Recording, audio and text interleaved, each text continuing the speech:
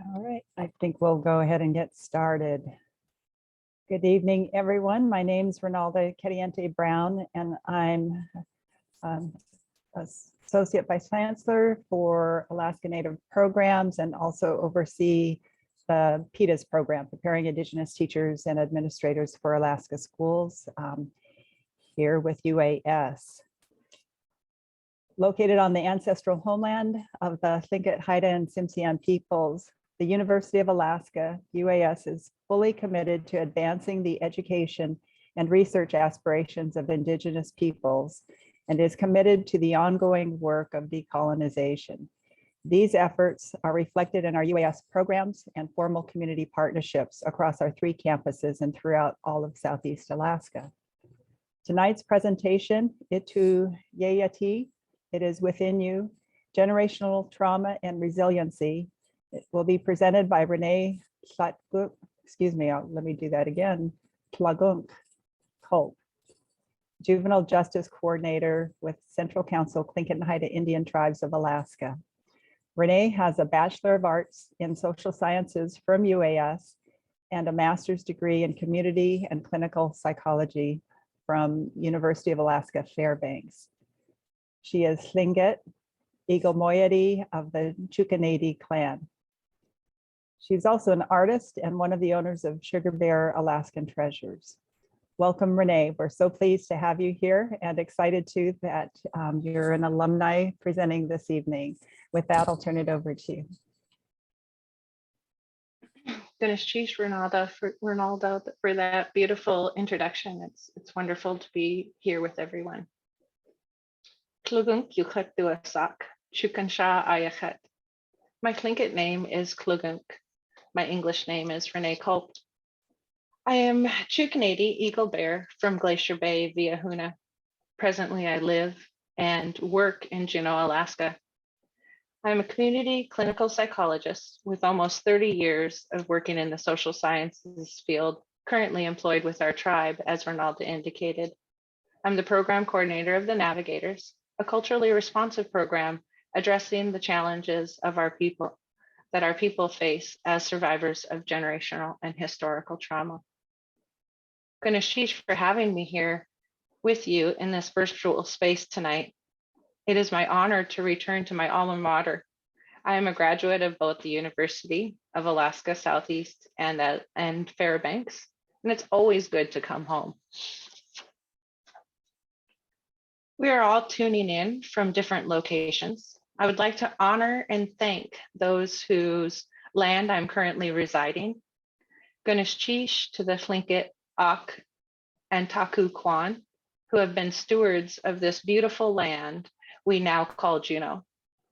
Ganeshish for welcoming us to your land and trusting us in your space. Most of all, Ganeshish for being the ones who will continue to care for this land for the next 10,000 years and more. It is Friday night, and I chose to create a presentation with very few visuals. So you may be able to sit back, relax, listen, ponder, wonder, and enjoy. I see many of my friends here and family members. I hope to have many more of you be able to call friends when I'm done with this. Ganeshish Hawa Della for being here with me today. I feel your strength. So I hope that you have some snacks and refreshments, settle in, and let's visit. Tonight, I want to share about a topic I feel deep within me and have a growing interest in exploring with others. Yatee, it is within you. This is a Tlingit saying that is often said for encouragement for us to find what it is that is within us that we need in that very moment. Here, I will be exploring 2 realities that I believe live within me and many others: generational trauma and generational resilience. I will share stories of resilience gifted to me from my ancestors since time immemorial. We will revisit resilience within individuals, reframing our thinking to explore adaptive behaviors, and I will share some ways in which we build resilience within those we love and impact. I hope to leave you this evening not only considering resilience through a generational lens, but also provide closing thoughts regarding life beyond resilience. I believe that I am the manifestation of my ancestors bringing me to this place to speak to you tonight. I have not been able to find any research or writings on the concept of generational resilience. What I'm speaking about tonight is life experience, an observation of our people experiencing tragedies for thousands of years, yet we are still here. Forgive me if I say anything that offends, for that is not my intent. I am merely here to share what I know, what I understand, my stories, and leave you with some thoughts to consider. If you work to help to shape the lives of others in any way, you may have already learned about the importance of becoming trauma informed. You may now be quite familiar with generational and historical trauma, a concept that I would like to explore more within individuals who experience generational trauma is generational resilience. It must be that for me to survive, even thrive beyond these traumas, I hold generational resilience deep within me.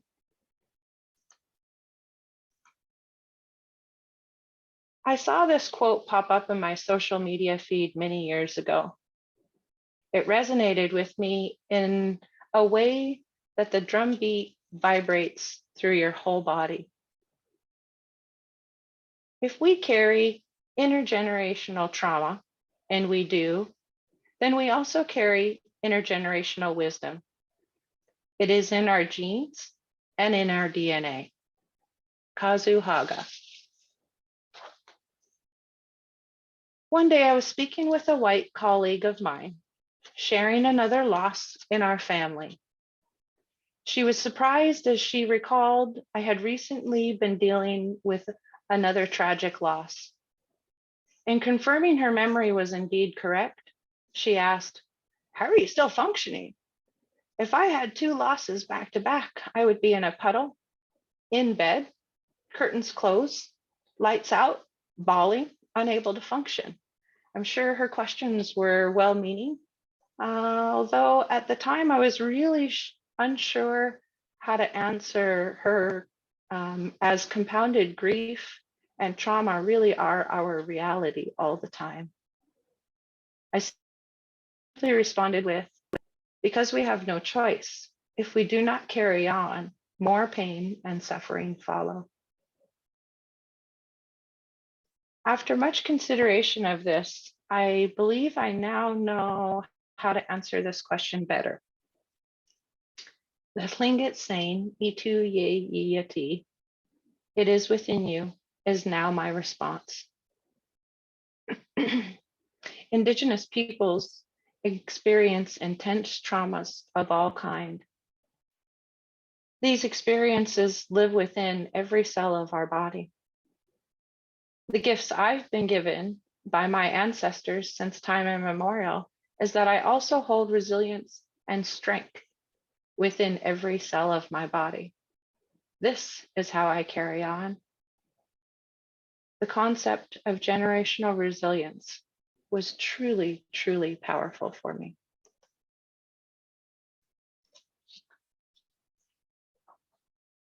To be sure we're all on the same concept, that we're all with the same concept of resilience, let's review it briefly. Resilience is commonly defined as the capacity to adapt and recover from difficulties, challenges, adversities, change, tragedies, traumas, and even high levels of stress. Resilience helps us regain ourselves after hardships. I'd like to take a moment to create a visual with you to enhance our discussion this evening. Although I'm not really here for a self-care presentation, I would like to take you through a tree visualization to help us consider resilience. If you feel comfortable, feel free to close your eyes so that you may fully picture your tree. Though you can do this visualization with your eyes open, other visual cues will sneak in. I would like you to form a picture of a tree in your mind. This tree might be an oak tree or a spruce tree. It could be a mighty redwood. It could be a simple alder tree. Take a moment to create your tree in your mind. The colors of the leaves or the needles, the formation of its branches, the trunk and its reach into the sky. I'd like you to imagine this tree in an open space standing alone. This tree is tall and has a strong trunk. The branches and leaves work together to create a majestic being that holds strong in this place. You might be able to see the roots from the trunk leading into the ground. You can see the roots disappear, but you know from the size of the tree, those roots go deep and spread far, holding this tree secure, ensuring its foundation for life. Do you have the picture of your tree? Do you see the colors of your tree? The branches and the leaves? Do you see your tree standing strong in this open area? Now let's add a fierce storm. You can start off with a gentle breeze if you'd like, with your tree swaying in the wind. But now I'd like you to build that storm. You know the type. We've experienced it all. High winds, lots of rain that just will not stop. The wind and rain just seeming to attack everything in their path. Do you see the storm straining your tree? It is no longer swaying gently in the breeze. Now the branches are violently being pushed and pulled. The trunk is creaking against the force of the winds, pulling at its leaves and branches. Do you hear the storm tearing at your tree, pulling at its very essence? The storm and every storm that comes its way is testing the resilience of the foundation of your tree. Within its very DNA, a tree holds the strength to bend with the wind and not break with the storm. The roots ground it. Its goal is to grow and reach for the sky. It renews, grows stronger every year. Trees are the picture of resilience. You may now open your eyes and say goodbye, just for now, to your tree. Thank you for taking a moment to visualize resilience. Within my family line, I know resilience. I know it fiercely. I believe it is, in fact, deep within my DNA. As I noted in my introduction, my family hails from Glacier Bay. For those of you who may not be familiar with that national park, it was once inhabited by 3 Tlingit clans before the last ice age: Eagle Bear, Eagle Wolf, and Eagle Shark. As Tlingit people, we are taught not to tell others stories, so I will avoid doing that tonight, though I do want to reflect the significant changes and challenges my relatives endured within our beautiful home, now called Glacier Bay. We have stories when Glacier Bay was tropical, a significant change as we're currently in a winter storm watch, expecting 6 to 9 inches of snow after several inches of snow earlier this week. We've lived in Glacier Bay through the formation of our continents and ice ages coming, then going. We have stories that Mount Fairweather and Mount St. Elias were actually together. And then the ground shook and they separated and the Chilkat Mountains formed between them. Our exit stories, leaving Glacier Bay, as the glacier surged forward like a galloping dog, reflect fierce resilience within my people. We were pushed out of our homes without warning, yet thrive in Huna today. This was all before first contacts and the horrors and traumas that came with Western civilizations. Resilience, yatee, it is within you, is something that I can see clearly when I look at our history. We have learned to survive, adapt, and continue in this place we call the Tongass National Forest through intense geographical changes. Long before the first contact, those ancestors who held my name before me endured these wild changes to the physical world while Southeast Alaska was being transformed. My great-grandmother was born in a Tlingit traditional post and beam clan house. If you're unfamiliar with the construction and architecture of our traditional homes, these were subterranean and they were built with the best wood from our forest and with the most knowledgeable builders. They were warm and airtight. These structures could withstand the harsh Alaskan winters. With the transfer of Alaska to the US from Russia came significant changes. One being her family was moved into a US approved home. These homes were very much like the ones that we live in today, not subterranean. Unfortunately, they were also cold and very drafty, as these homes were poorly built with inferior materials by builders who didn't really understand the lands or the weather. My great-grandmother died of rheumatoid arthritis, her body so literally frozen, curled up from the pain, that she was buried in a coffin made for a child. My grandmother was alone in this fast-changing world at a very young age when her parents passed away, first her mother and then her father. My grandmother grew up walking the streets with the signs saying no dogs and no natives allowed. She was asked to leave establishments merely because she was native and made to feel less than human more frequently than I truly will ever know. My mother was the first in our family line to be born with Caucasian lineage. As such, my mother experienced the harsh world within the Native and white communities as not being fully accepted because she was a half-breed.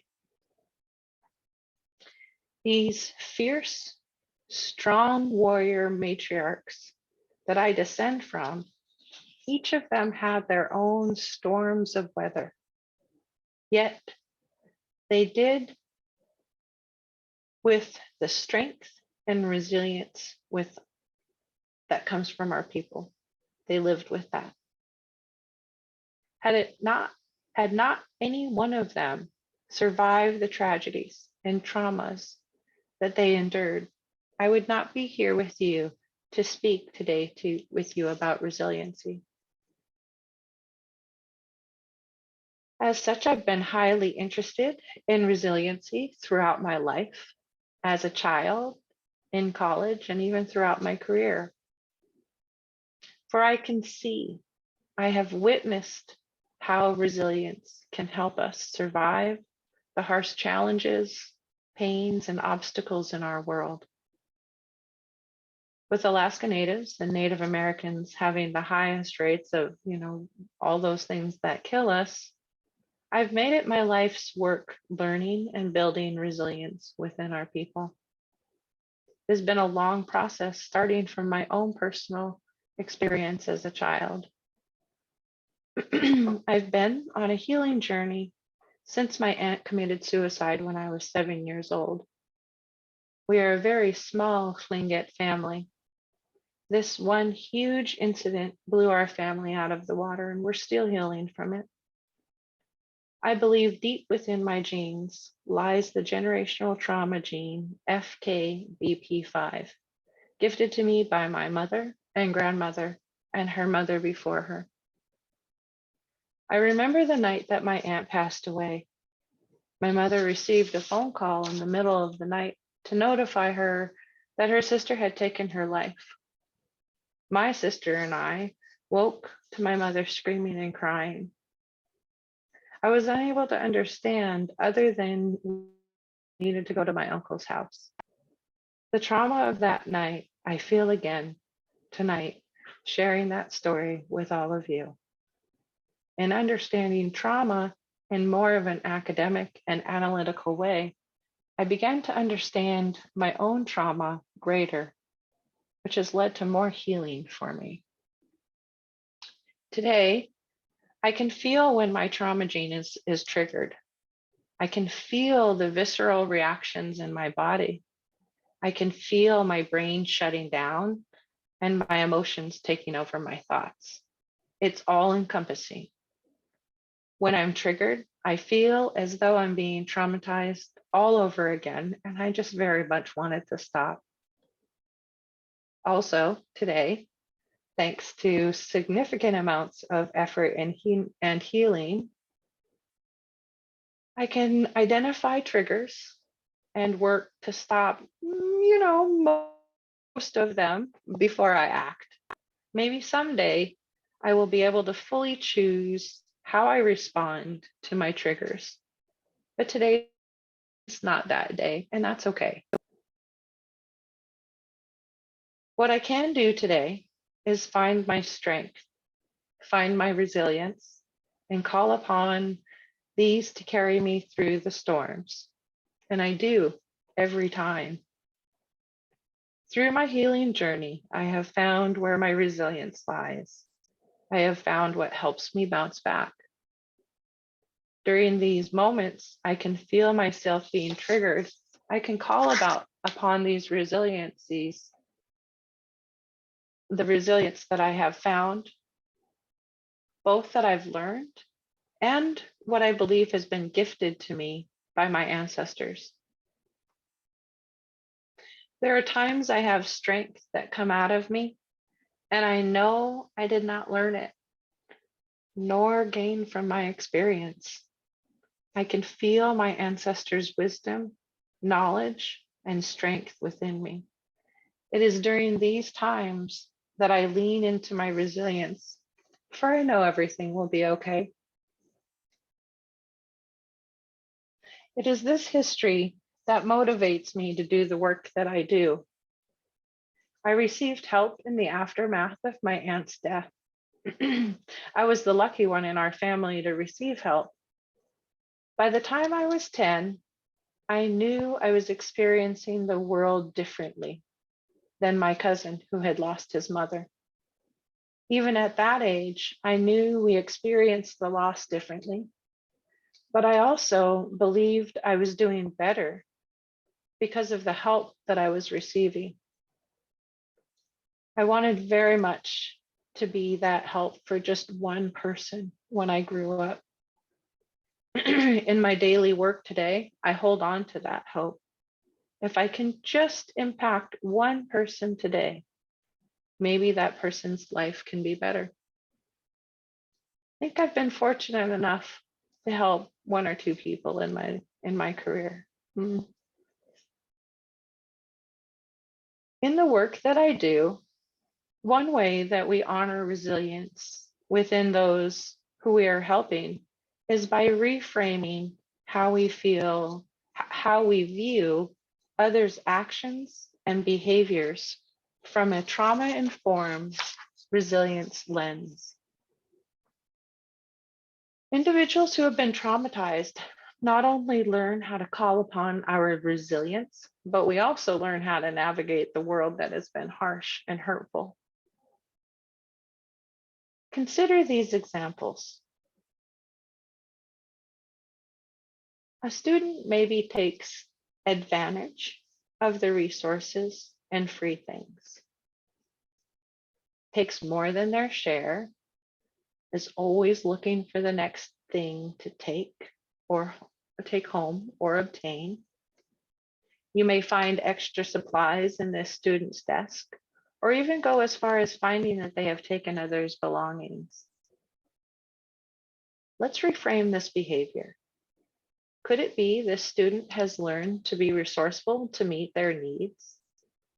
Is it possible the student has so few resources in their life, they have learned to gain needed resources?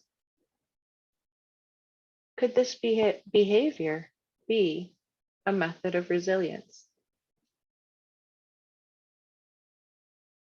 A colleague who is difficult to reach, doesn't get along easy with others, may generally kind of be unpleasant to be around. Let's reframe this behavior. Is it possible this person has been hurt so many times, this behavior is a protective action? Could this individual really want to be making connections, but continues to be hurt by those that they allow get near? What truly is motivating this unpleasant behavior? A friend who is the group joker. This friend disrupts everything, distracts others, is always joking around, never serious, and generally just messes around all the time. Reframing this behavior.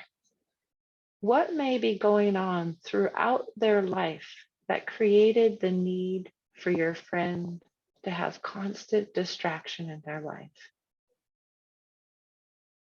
What might be happening in your friend's life in this moment, creating that desire for this level of attention? What does your friend truly need?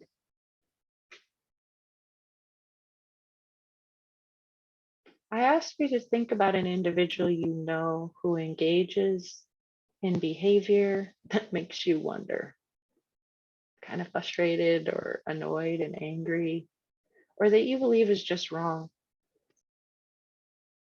You may know this person well. You may have even helped them during struggles. Think about that one behavior that is repeated. The one that is returned to no matter the feedback that you give them, no matter the circumstances. I ask you to consider how this behavior might be resilience for that person. In what ways does that behavior help that person survive or even thrive in their world? We strive to examine behavior from a trauma-informed lens before we label behavior as maladaptive. It's just one of those things that we really work on making sure that we're doing when we're interacting with you and families. A few years ago, I was exploring ways to cultivate resiliency within the youth that we work with. And I came across Dr. Kenneth Ginsburg, 7 Crucial C's of Resilience. We like to, refer this as sailing the 7 seas, canoe people being that we are. The focus of each of the C's for fostering resilience, I believe, instills a well-balanced set of skills and internal superpowers. The 7 C's include competence, confidence, connection, character, contribution, coping, and control. Let's see if we can take a peek at each of these a bit closer. Competence. When individuals have skills and knowledge to do the things that they enjoy, as well as be productive members of society, they can live fuller lives. Giving youth the opportunity to build a wide range of competencies through opportunities allows them to not only gain skills to use throughout their life, but also helps them identify their passions. When we can tap into that, our youth have a beautiful path to explore. Confidence. Individuals who believe they can use the knowledge they have, the tools within their skill sets, and complete desired goals that they have, they are able to call upon these gifts to make things happen in their world. When fighting different storms in life, having the confidence to call upon your skills and knowledge is a powerful thing. Connection. We are social creatures, social animals. We need others to survive. And this pandemic has grossly reminded us of this important fact. Building connections with ourselves, with our family, with our community, and with our world allows us to not feel so alone when the storms are the darkest. Connection provides resources and love and support, knowledge, and so many more goodies that it could have its very own evening at Tl'aagunk lecture. Character. We have heard the late Dr. Walter Soboleff Sr. say, "When we know who we are, we do not hurt ourselves." Building character, values, and beliefs within our youth and helping them identify those within themselves is a powerful journey and one that is so very rewarding. Our children are good. They are pure. When we nurture the character we see and reflect that back to them, allow them to grow themselves, we see an amazing human being blossom and grow. Contribution. This is one of the C's we've been really enjoying within the work that we do. Caring and supporting others is a part of who we are as Indigenous people. Providing opportunities for youth to contribute to their community actually offers compounding benefits. The receivers gain numerous benefits from the support, resources, and love that they are provided. The givers offering that support and sharing their resources and then providing love gain so much positive responses.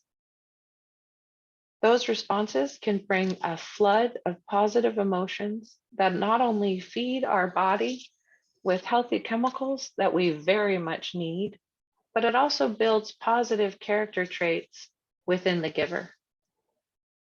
The reciprocity of this sea is a joy to sail with our youth.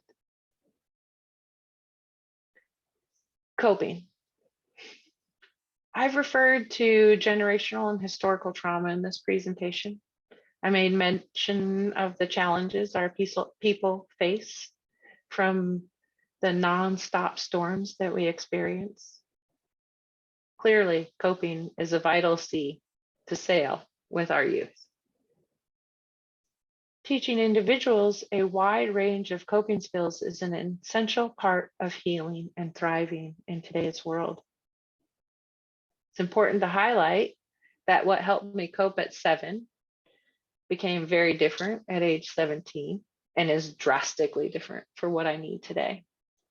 We cannot assume that the coping skills that worked yesterday will work today.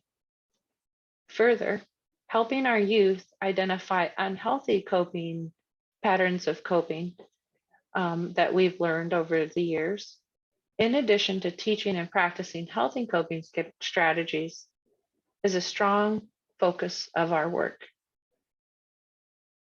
Coping, competence, and confidence all work together.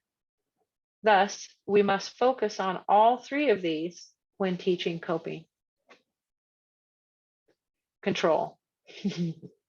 Teaching control to a teenager can be a challenging feat, as they argue with you that they have very little control in their lives. Those of you who have teens in your home know this argument all too well. It has become an even greater issue during the pandemic. Youth today have lived through the loss of control in almost every aspect of their life. I saw in my social media feed the other day a quote. Some of you may have seen it. You can steal everything from us, and we will still laugh at you. This quote says a lot, but the most important message here: we control what is inside of us. We control what we think. We control what we feel. We control how we react internally and externally. We decide.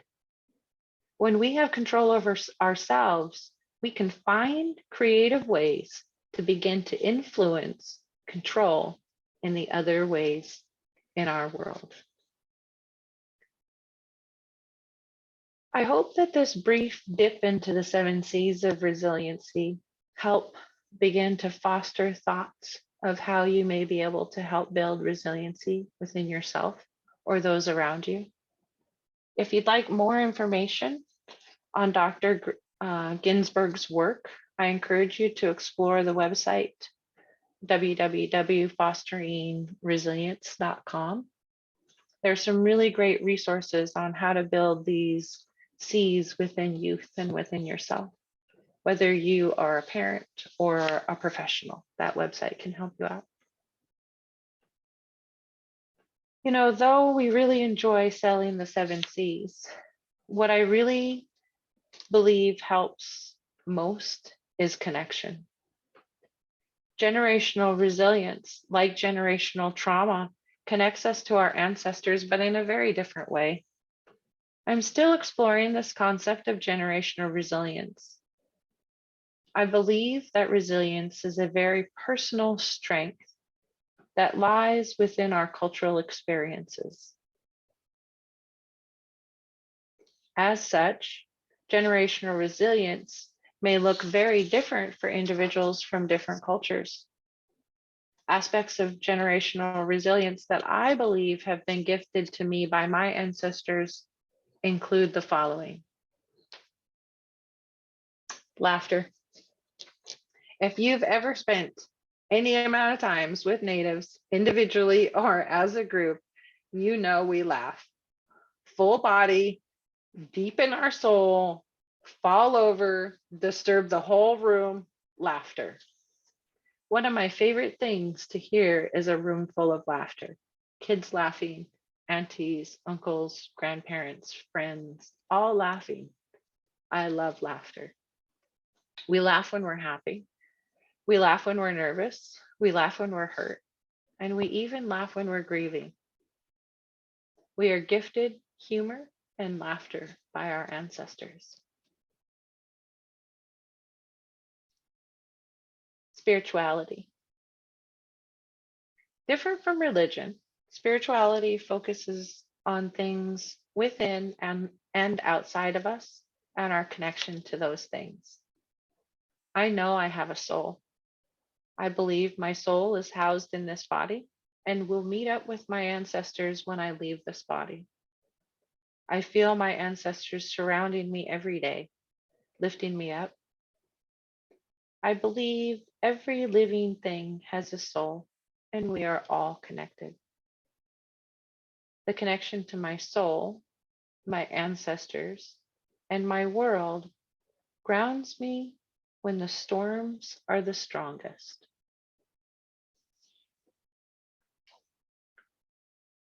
Inner strength. Our people work on strength and endurance. Even with my soft American COVID mashed potato body, I know I have inner strength that I have yet to tap into. When I feel the weakest, physically, emotionally, spiritually, I pull on my inner strength. It comes from deep within me. It lifts me and gives me power and energy to carry on. Each time I call on this inner strength, I am in awe. I feel it comes from beyond myself. Resolve. My ancestors have survived in this giving yet harsh world, excuse me, since time immemorial. We have lived through geological and political changes that have disrupted our lives forever. When something needs to be done, we do not hesitate. We find a solution and take action. When life becomes tough, I know I carry this gift from my ancestors that teaches me to carry on. Care for others, for myself, and for our world. This pillar of resilience, our people are learning to embrace once again. It is deep within our DNA. Yet colonialism and genocide worked hard to wipe this pillar out from our very existence. It has been a long journey back. We are learning to care for ourselves, and we are learning to care for our families. What we are very much enjoying is showing others how to care for our world. This togetherness helps us overcome some of the greatest challenges and traumas. Accept change, it's never ending. Honestly, this is one that I grapple with every day. Though I know change is every part of our day. I cognitively understand change, and I understand that it's inevitable. Yet, this is the one that can still trigger me quickly and bring a flood of trauma reactions. So, when I silence myself and I remember my ancestors, I remember the challenges my grandmother endured as she lived through a changing world that did not accept her. I remember the horrors of my great grandmother's experience as she witnessed our world changing with Western invaders demanding our people set aside who we were, who we are, and become something completely foreign. I think about the changes my namesakes must have lived through as our world was physically changing. Then I review the change that I'm experiencing, and all of a sudden it seems manageable without much difficulty at all. These are all gifts that have been given to me, intentionally cultivated by my ancestors, used as tools passed on to me by my loved ones, and ways of being that will continue to be used long after I am gone. Is this not generational resilience?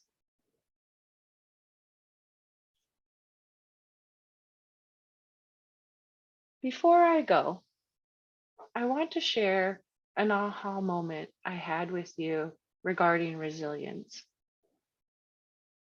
While discussing resilience work we're doing with our youth, One of my colleagues inquired out loud whether resilience is actually becoming a bad thing for our people. My work with resilience, at first, I did not understand at all what this individual was saying, yet something told me I needed to listen deeper. When I explored what my colleague had said about resilience not being good for our people, I needed to explore that further. I heard something I had not expected. A quiet message coming from our youth. They are beginning to resent resilience and hear it as a bad word. I needed to explore this further, but I really wasn't sure how I could find out more. Our team had the pleasure of working with a great group of partners to host Tlingit Haida's Youth Summit this September. During this amazing 3-day gathering of brilliant young minds, they had the opportunity to get together in talking circles to explore challenges they hope to address and solutions they believe can address those challenges. When we lead talking circles, we put forth effort to take a journey with those attending, ending very intentionally with deep thought, reflection, or a commitment to action. In their morning talking circle identifying challenges, the youth were asked to write a 6-word reflection story. You may be familiar with these powerful short tools that help for many different experiences, really. The prompt for the 6-word story: my view of a balanced world. From that talking circle on challenges, I did not expect to understand resilience in a completely different light. From the lens of our youth, I understood what my colleague was trying to say to me. One of the youth attending the summit wrote this 6-word story. Let me see if I can pull it up.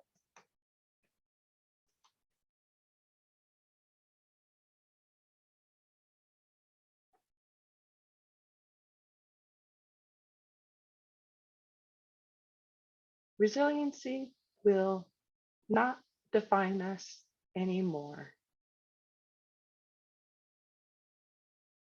In 6 words, this youth helped me understand the exhaustion,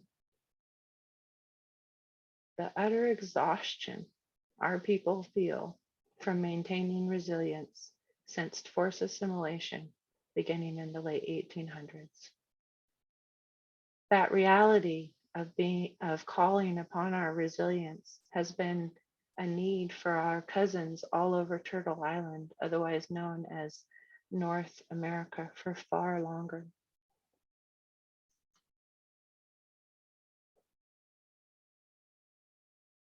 I ask you again to visualize the tree in the storm that I shared with you at the beginning of our time together.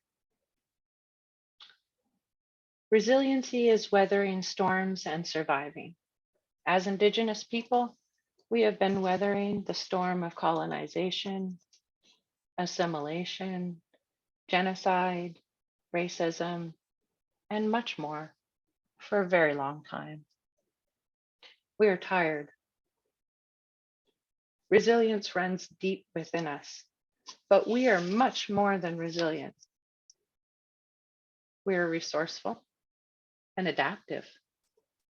We are powerful and strong. We are playful, funny, silly, and fun. We are caring and gentle. We are brilliant and creative. We are aware and intuitive. We are fierce and a force to be reckoned with. We are healers, storytellers, and sacred wisdom keepers. We are truth tellers and carriers of hope. We are listeners and deeply empathetic. We are highly evolved. We are loving and nurturing. We are community minded. We are family. We are thoughtful and intentional. We are elegant and graceful. We are artists and avid learners. We are connected to all. We are one with the land. We are one with the water. We are the leaders our ancestors dreamt about. We will not give up. We will not give in. We are resilient. But I ask you, what can you do tonight, tomorrow, every day to help stop the storms? We are so ready to exist outside these storms and beyond resilience. Ganeshish for listening to my stories and my thoughts this evening. I'm certainly open to questions and comments and discussion.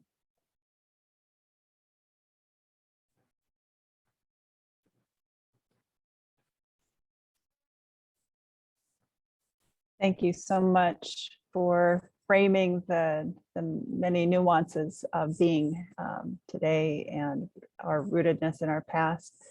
I would welcome any questions or comments from the audience. And you would do that just simply by unmuting. And ideally, if you could open your camera too, that would be nice. Aloha, this is Della. I really enjoyed your talk, and especially the last two statements from those students.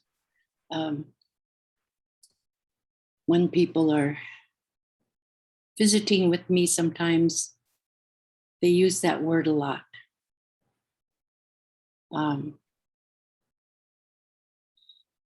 For me, I think that the strength that I get from belonging to our Alaska Native community is probably the thing that is my foundation of being who I am, Haida and Tlingit. The strength of that is where I'm from, who I am, without even a question. When I meet other Alaska Native people from anywhere, and now it includes Native Americans from anywhere, you have an instant connection. You have an instant feeling of calmness to talk freely with them, and just to be near them is comforting, because you're going from, say, if I'm traveling from Alaska to Hawaii, and I lived there for quite a while, that brought me back home because they called me auntie or grandma or sister. They didn't know my name. Mm-hmm. So it was very comforting to know that I belonged there, even if I was from Alaska, just because they made me feel so loved without even being known to them. So I really think that belonging is so important to where we are, who we are. Hawa for your wonderful talk.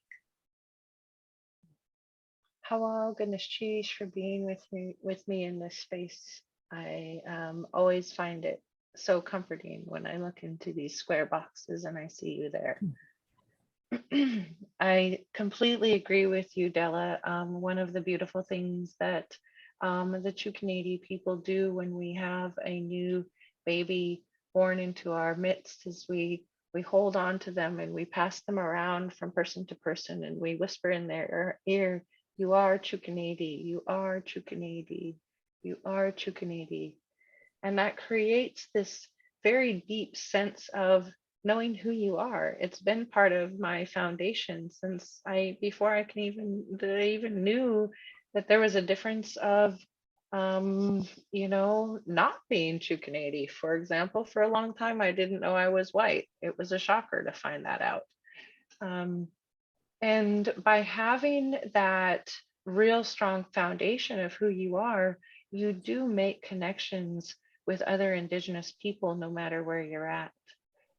Before the pandemic, I had the opportunity to be in Southern Oregon, and I went out to dinner, and I walked by in the entryway a Native couple, and we were so surprised to see each other that we were like, "Oh, no, hi." And there wasn't any really exchange except for the pleasure of being surprised to find each other in that space. It very much creates connection in a lot of different ways. Hawa, Della, Hawa. I see that Madeline has her hand up. Yeah, hi. I actually, what you guys were just saying, can you hear me? Am I, okay. What you guys were just saying, actually, Renee's nephew, Donovan, lives here with me in Oregon. And we see other Alaska Natives just every once in a while, but seeing them, it makes us feel very connected, especially being so far away from home. I know we're pretty close, but still, it's such a wonderful thing. And it is the same. It's kind of just you don't say anything, but you kind of know, like, oh, there you are. I see you and you see me. And that's really great to experience with other people. I did have a question, and it's kind of a two-part question. I wrote it down. Let's see. In my experience, I don't know a lot of my ancestors. So my question was, if you had any ideas on how to draw strength from them, especially not knowing their struggles or anything about them. And then the other part of that question was, what's a good way to honor our ancestors in this upcoming holiday, Thanksgiving or Indigenous Peoples Day? If you had any suggestions on how to do that. Great, Madeline. If I do not answer part of your question, please don't hesitate to ask me to circle back around to that. I do have something that I would like to say about how you can honor your ancestors and even bring them into your space. But before I do, I actually would like to call upon our elder in the space. And Della, if you have any words of advice for our listeners and for my niece Maddie of how do we have our elders when we don't know who our ancestors, when we don't know who they are? Wonderful question, a very thought-provoking one, because when we were growing up, my grandfather, Kuchish, would talk to us about his parents, so that great grandparent to me, because what they call DNA, if you consider your DNA and the different ways of checking in on yourself, where you're from, where your family's from originally, you are starting that journey of communication to your ancestors. I love the way people are looking at how we're carried by our grandparents in the womb, and how that womb carries our grandchildren when we are born, when we give birth to our children. It's amazing. And the ancestors are here with us. By my Tlingit name, Tl'aagunk, I have a big family. added on to my regular family. And it just amazes me how quickly my circle closes when I enter a room like this. Because some of my in-laws are here, the eagles, and then the ravens. So just thinking about the presence of our ancestors brings them to us, brings our thoughts to who we are, the blood that flows through us. Doesn't belong to you alone. It's amazing the way our life is and how powerful it is to recognize and respect ourselves. That other saying that I like is, we have 10,000 ancestors right here, right now. So it's a powerful way of being and seeing who we are. Just accepting that we are Tlingit or Haida or Tsimshian, I think brings us to the place where we see our ancestors. And it's so wonderful. It's a powerful way of being and seeing yourself, and how we carry forward the strength of these wonderful people in our lives. So Hawa, it's a wonderful question. Hawa. Hawa. I always enjoy turning to our elders when they're here with us, because the things that they have to say are very different than how I would answer this question. Maddie, at the beginning, or at some point in there, who the heck knows at this point, I indicated that I truly believe my ancestors are with me every day.